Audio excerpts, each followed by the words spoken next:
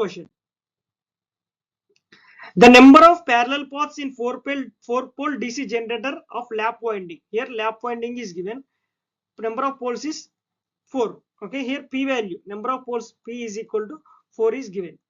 Okay, and in మనకి DC generators వచ్చేసి 2 types of generators ఉంటాయి. One is wave winding generator. Second one is lap winding generator. Okay, here in the question they are asking number of parallel paths. Okay, here number of parallel paths అడుగుతారు.